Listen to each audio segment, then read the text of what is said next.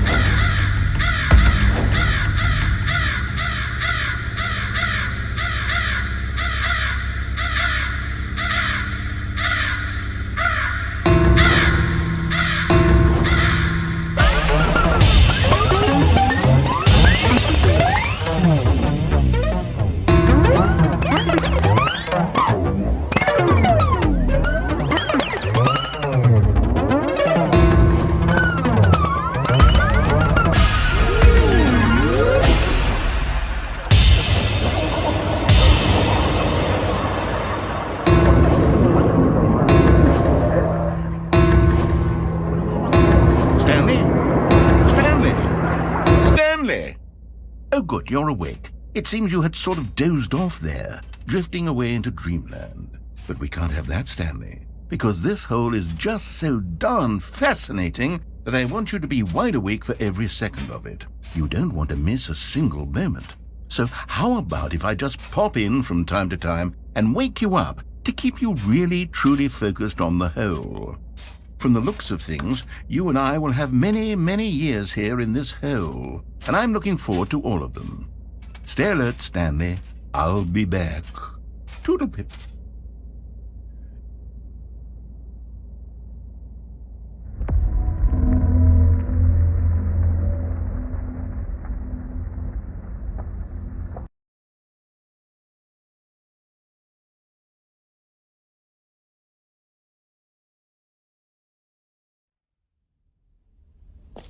Here we are. Go on, try out some of the new features.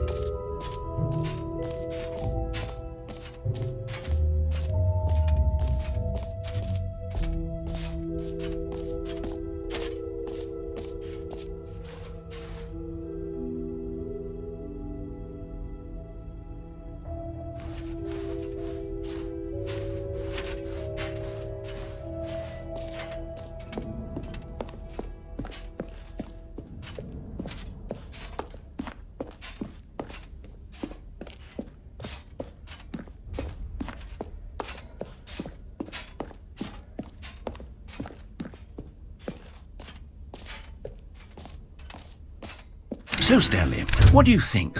Do you like all of the new features? Yes, I know it's not exactly clear yet how exactly these features will come together as one single coherent video game, but I can feel it in my soul. It's going to work. There's definitely a good game in there somewhere. Say, let's do an experiment. I'll arrange these new features together, and we'll see whether or not it coheres into a meaningful gameplay experience. Okay, are you ready? Here it is. I give you the Stanley Parable 2.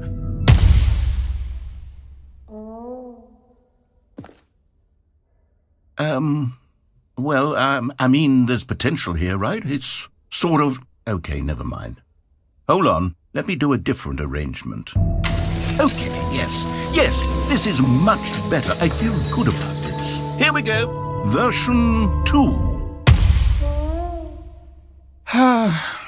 Who am I kidding, Stanley? This isn't a coherent video game at all. It's a lot of gags. And I do very much enjoy creating gags, but they don't add up to anything.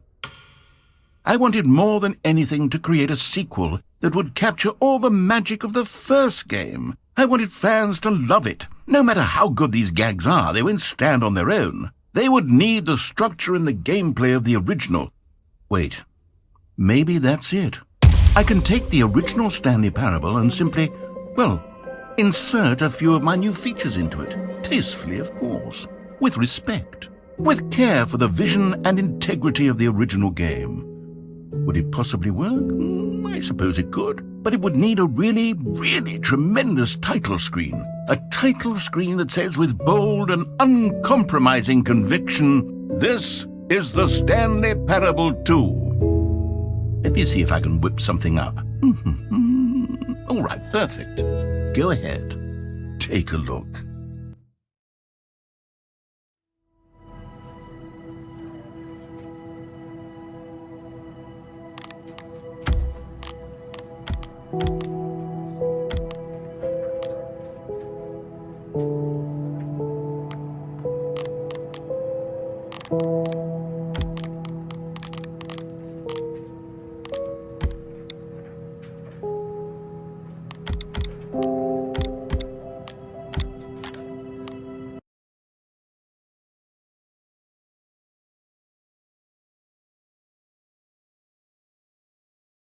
This is the story of a man named Stanley. Stanley worked for a company in a big building where he was employee number 427. Employee number 427's job was simple. He sat at his desk in room 427 and he pushed buttons on a keyboard. Orders came to him through a monitor on his desk, telling him what buttons to push, how long to push them, and in what order. This is what employee 427 did every day of every month of every year. And although others might have considered it soul-rending, Stanley relished every moment that the orders came in, as though he had been made exactly for this job. And Stanley was happy. And then one day, something very peculiar happened. Something that would forever change Stanley. Something he would never quite forget. He had been at his desk for nearly an hour when he realized that not one single order had arrived on the monitor for him to follow. No one had showed up to give him instructions, call a meeting, or even say hi.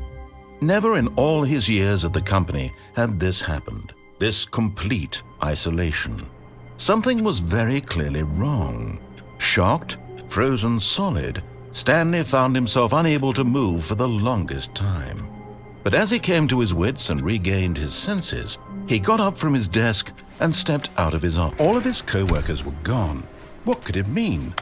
Stanley decided to go to the meeting room. Perhaps he had simply missed a memo.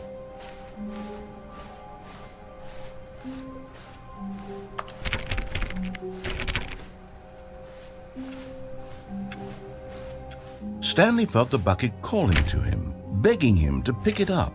Why was he not doing it?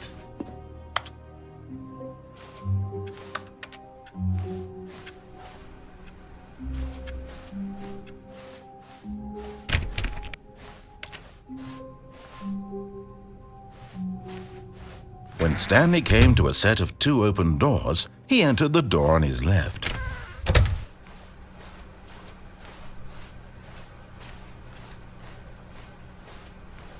Yet there was not a single person here either. Feeling a wave of disbelief, Stanley decided to go up to his boss's office, hoping he might find. Coming to a staircase, Stanley walked upstairs to his boss's office. You found one of them. One of the miniature Stanley figurines. Remember, no reward for collecting all of these, only the intrinsic pleasure of a job well done. You can't buy that sort of happiness, Stanley. God knows I've tried. So, I implore you to savor each and every moment you come across one of these beautiful figurines.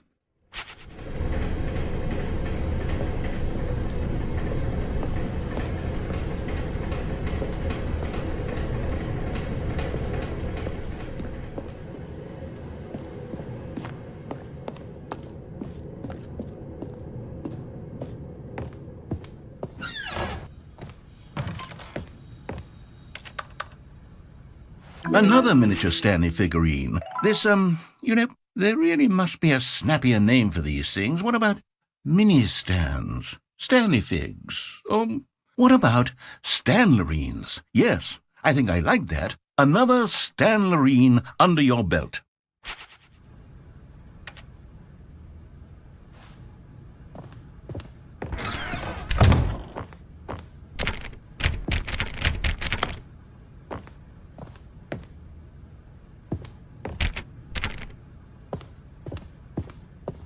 Stepping into his manager's office, Stanley was once again stunned to discover not an indication of any human life. Shocked, unraveled, Stanley was in such a rush to get through the story as quickly as possible, he didn't even have a single minute to just let the narrator talk. That kind of anxiety isn't healthy, so he relaxed for a few moments with some calming New Age music.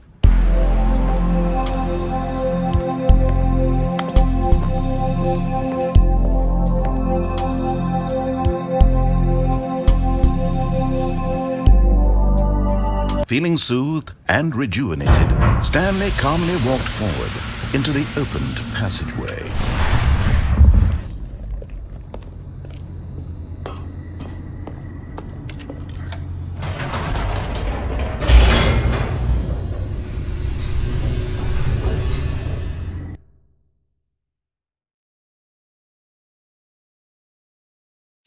Descending deeper into the building, Stanley realized he felt a bit peculiar. It was a stirring of emotion in his chest, as though he felt more free to think for himself, to question the nature of his job. Why did he feel this now, when for years it had never occurred to him? This question would not go unanswered for long.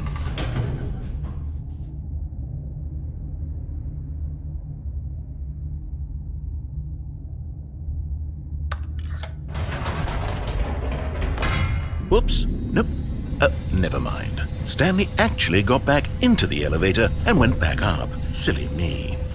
Why did Stanley do that when he knew that it would just lead back to his boss's office? Well, that's a great question. I just can't wait to find out.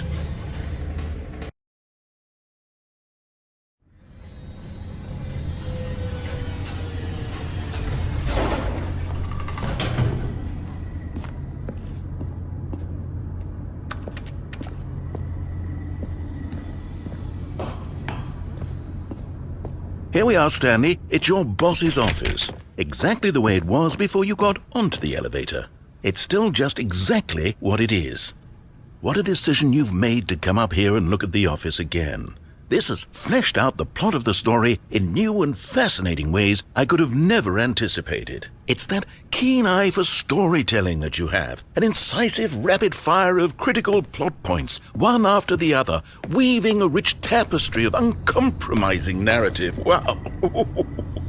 I'm bolted to the edge of my seat.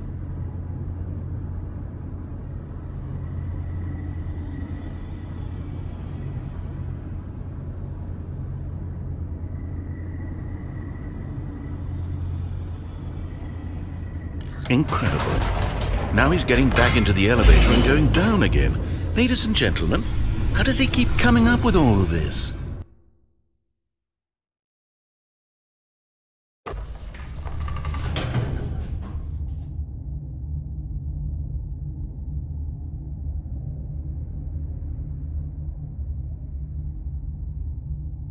Surely this time Stanley will walk forward into the spooky corridor. Stanley walked straight ahead through the large door that read Mind Control Facility.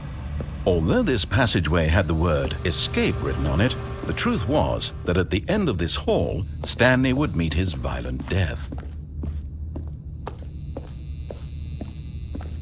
The door behind him was not shut. Stanley still had every opportunity to turn around and get back on track. At this point, Stanley was making a conscious, concerted effort to walk forward and willingly confront his death.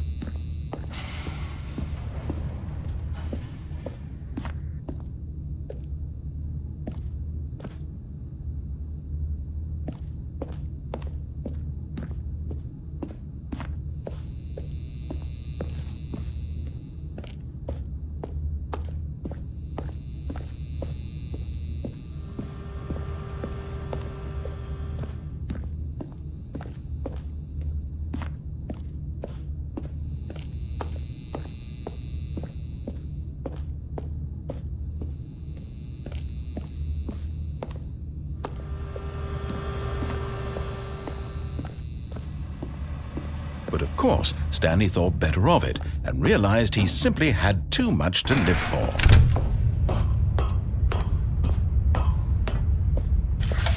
The lights rose on an enormous room packed with television screens. What horrible secret did this place hold? Stanley thought to himself. Did he have the strength to find out?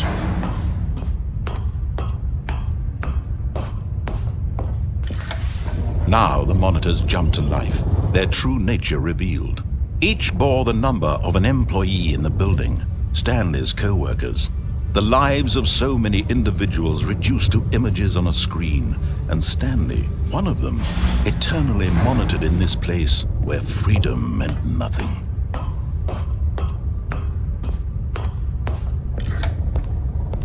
This mind control facility, it was too horrible to believe. It couldn't be true. Had Stanley really been under someone's control all this time? Was this the only reason he was happy with his boring job? That his emotions had been manipulated to accept it blindly? No, he refused to believe it. He couldn't accept it. His own life in someone else's control? Never! It was unthinkable. Wasn't it? Was it even possible? Had he truly spent his entire life utterly blind to the world? But here was the proof. The heart of the operation. Controls labeled with emotions. Happy, or sad, or content. Walking, eating, working. All of it monitored and commanded from this very place.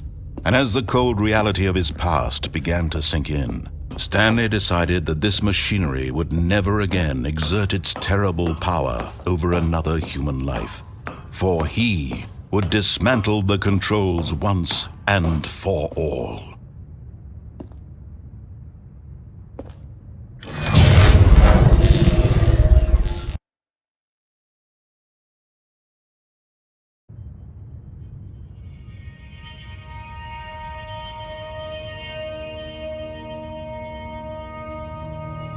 Blackness and a rising chill of uncertainty. Was it over? Yes! He had won! He had defeated the machine, unshackled himself from someone else's command. Freedom was mere moments away. And yet, even as the immense door slowly opened, Stanley reflected on how many puzzles still lay unsolved. Where had his co-workers gone? How had he been freed from the machine's grasp? What other mysteries did this strange building hold?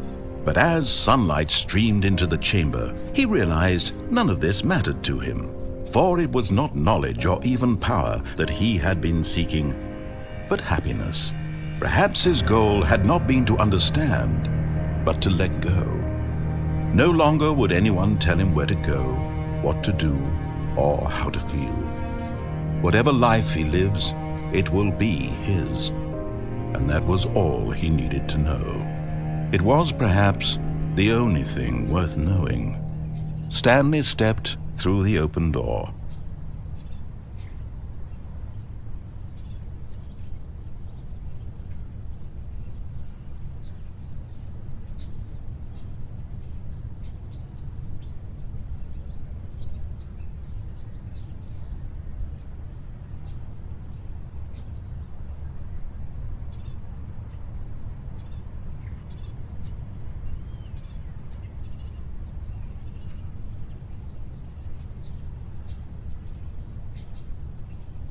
Stanley felt the cool breeze upon his skin, the feeling of liberation, the immense possibility of the new path before him. This was exactly the way, right now, that things were meant to happen. And Stanley was happy.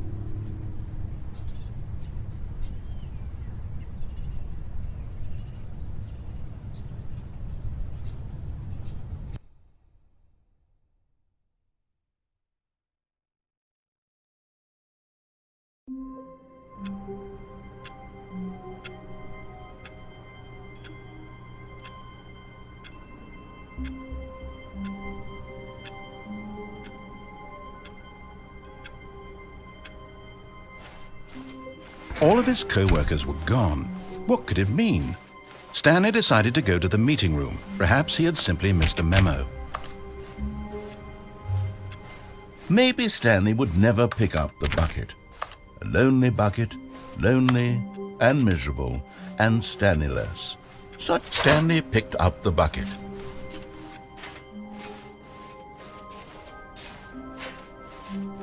Stanley clutched the bucket tightly to his chest and entered the door on his left.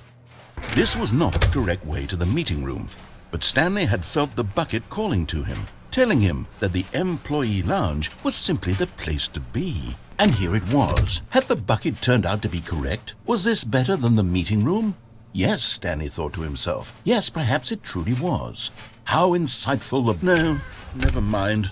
The bucket was wrong. Stanley took the door on his left to go back to the meeting room. "No," said the bucket.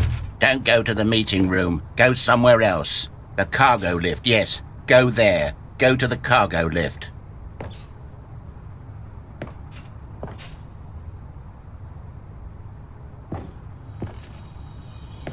Okay, I'm going back to the name of these little Stanley figurines, and now I'm torn between Stanlerines and Figlies. What do you think, Stanley? What name better encapsulates the intrinsic sense of happiness that you get from seeing a small number in the corner of your screen go up by 1? Let me sit on it. I'm sure it will come to me.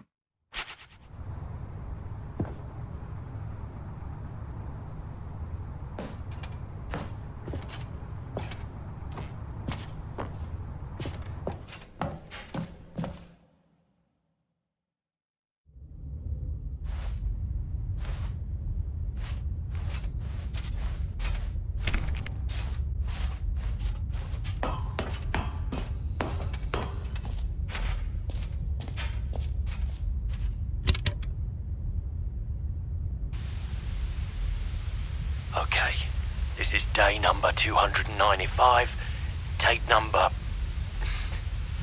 I don't even know. I've lost track.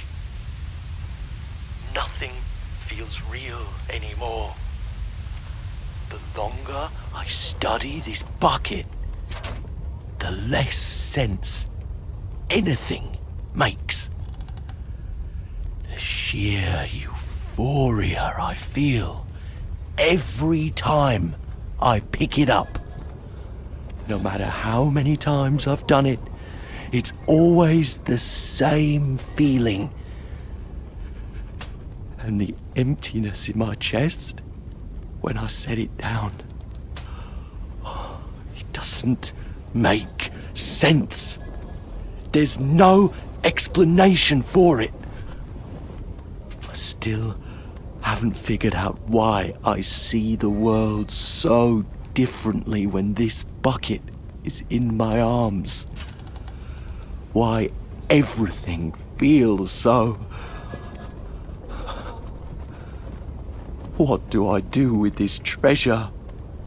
I can monetize it. Yes. It's unthinkable the amounts of money people will pay for even just an hour with the bucket. This is my golden ticket. But I have to be careful, because as soon as this gets out, there's going to be a target on my back. Even now, I don't know who might be trying to get... What's that? Who's there?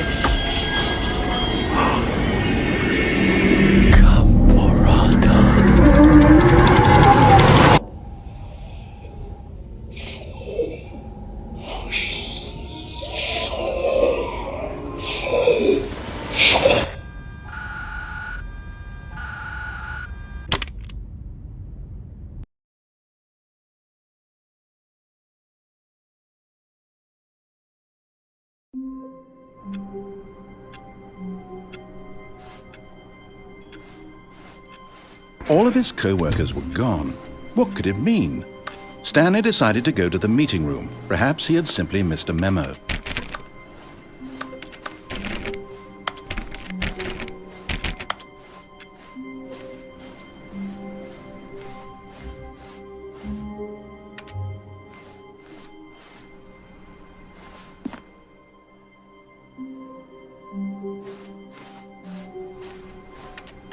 Stanley lifted the bucket into his arms, and a wave of comfort rushed over him.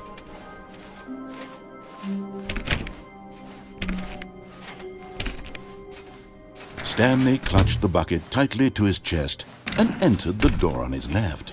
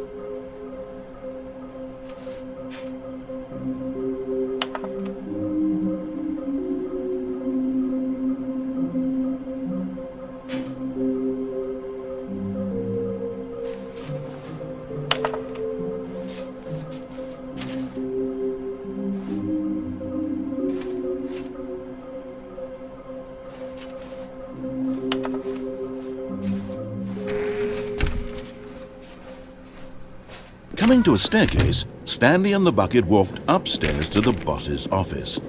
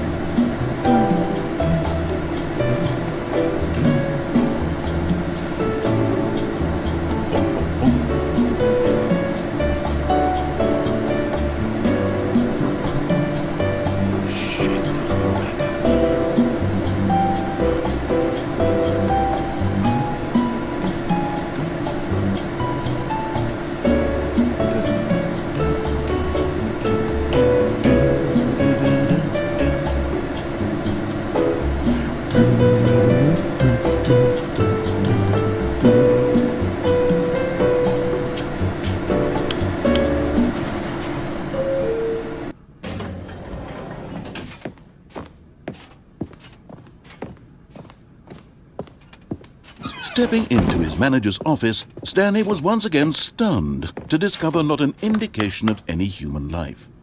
Crushed by the weight of this revelation, Stanley may have broken down into an emotional dumpster fire if not for the soothing presence of the bucket. Even now, in his darkest of hours, did the bucket's warmth and guiding light pierce the dark clouds of confusion and chaos. It would be with him always. The bucket would, and he knew it. The two of them were inseparable. At this point, Stanley was so absorbed in the tender spiritual connection he shared with the bucket that he didn't notice the keypad behind the boss's desk. Nor in his bliss of simply being near the bucket did he have any notion that the PIN number for the keypad was 2845. But Stanley guessed the correct code by sheer luck. Was it that the bucket knew all along? Was the bucket guiding him? Yes, this is certainly the most logical explanation.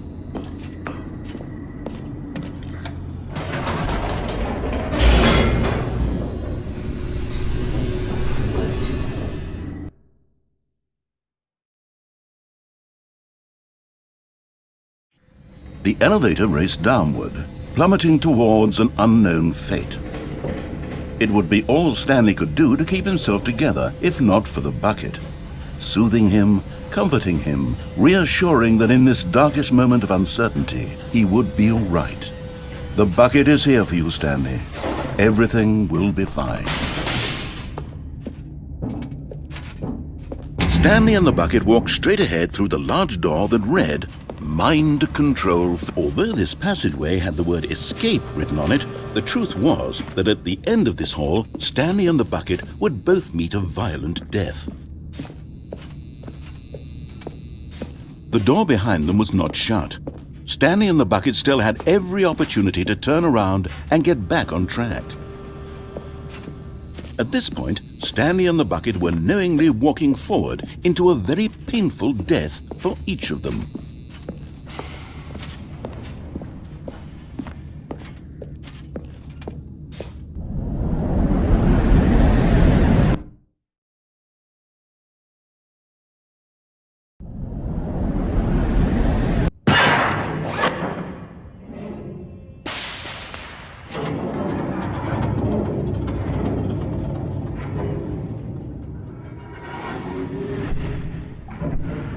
As the machine whirred into motion and Stanley and the bucket inched closer to their demise, Stanley reflected on how meaningless the bucket's warmth and comfort had turned out to be. To be sure, it puts the mind and the soul at ease to embrace the bucket, but what use is a sense of ease when you're about to be crushed to death? This is what Stanley thought to himself, and he sort of kicked himself for wasting so much time carrying a bucket everywhere. Farewell, Stanley.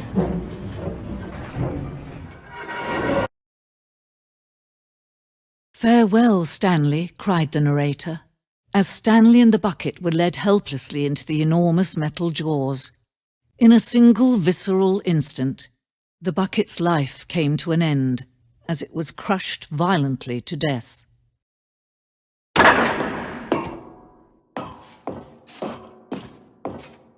It was a shame, the death of such a magnificent bucket.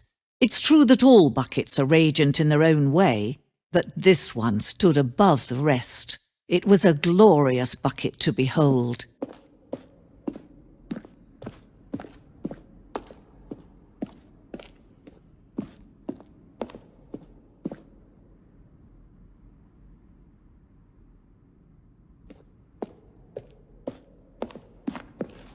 Can you see how arrogant it was for Stanley to take a bucket like this and to claim it for his own? Can you see the hubris that blinded him? Can you see that the bucket is far more noble than Stanley will ever be in his short life?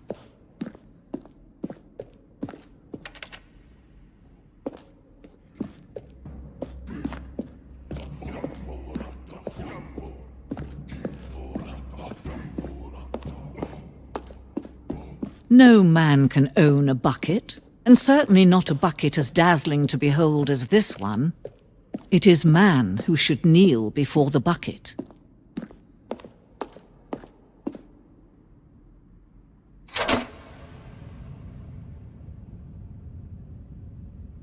But there is something we can do. Something we can do together, you and I, that will right this terrible wrong. Let Stanley die. Let him be crushed by the machine. Don't reset the game. Don't give him another opportunity to run off with another beautiful bucket. We can save the world's buckets from their treatment as tools and implements if only we let Stanley die together. The bucket shall take its place as ruler, as leader, as commander of a new world, a new vision.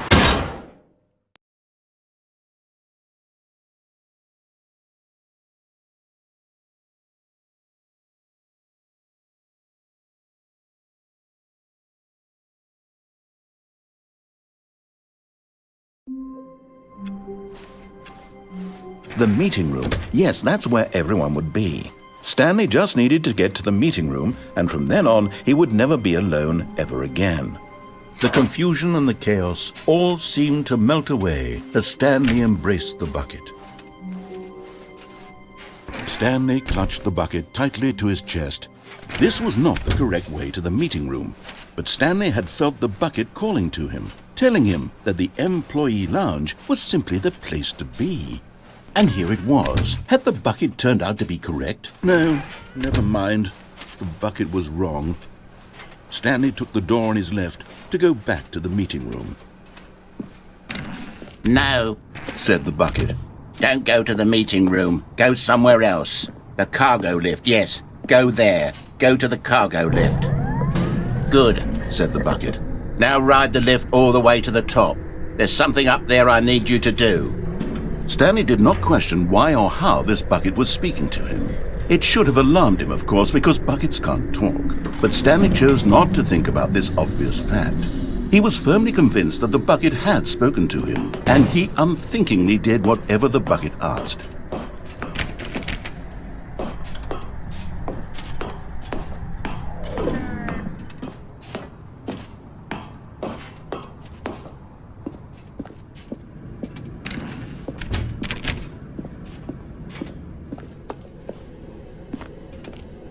No, stop.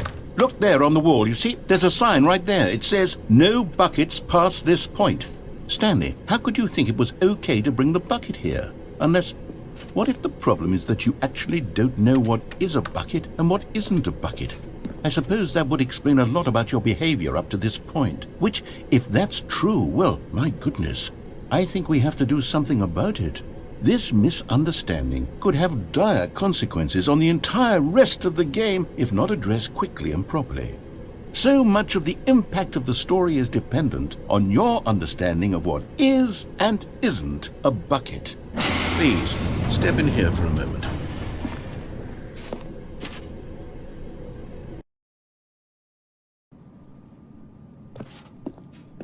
Now then, I'm going to run you through some test scenarios, and you'll tell me whether or not the thing I'm showing you is a bucket. Simple enough, right? This should tell us everything we'll ever need to know about what is or is not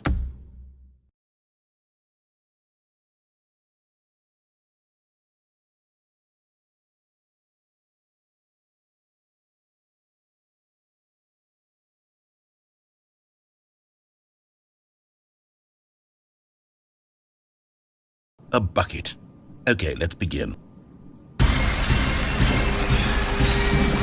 Item 1. Is this a bucket? Incorrect. It is a hologram of a bucket, not an actual bucket.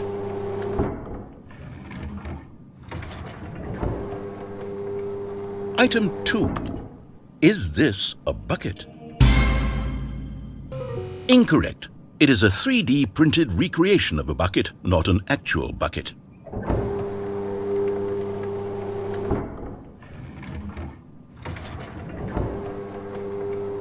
Item 3. Is this a bucket? Correct. This is a bucket.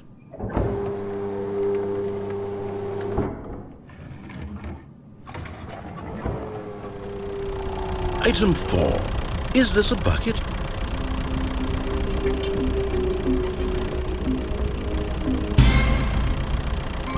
Correct.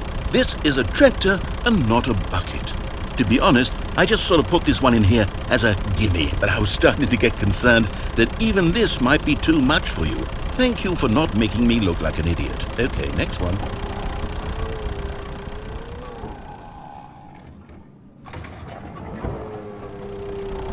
Is this a bucket? Incorrect. This is a bucket.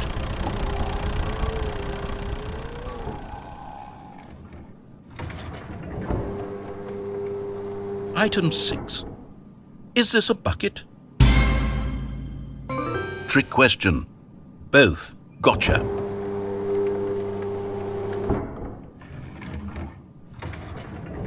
Item... Wait, hold on. I can't find the next one. Let me see. It should be around here somewhere.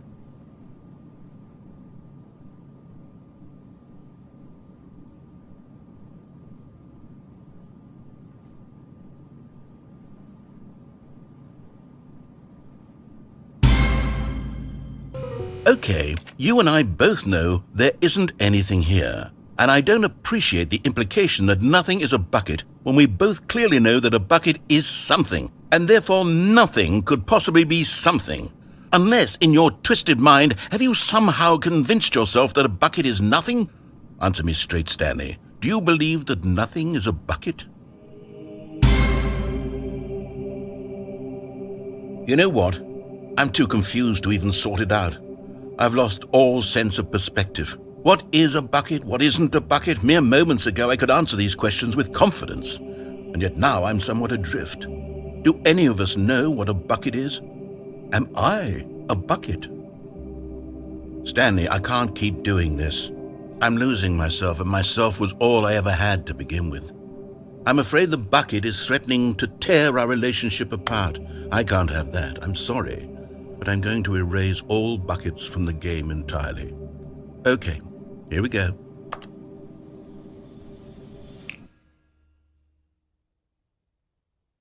What happened? Is everything gone? Why did everything disappear? Wait, was everything a bucket? Every single thing in the game was a bucket. Oh my God, I had no idea. How could... except me. I'm not a bucket after all. And you, Stanley, you're still here. You're not a bucket either. Oh, this is wonderful news. We're not buckets. Yes, I actually feel much more at ease right now. It's delightful to get some clarity on that issue, but it doesn't change the fact that we haven't got a game. So, tell you what, I'll reset everything and we'll put back all of the buckets, okay? And we'll know that it's all a bucket. But if you run into anyone else, maybe don't mention that. Who knows what that information might do to a person? All right, here we go.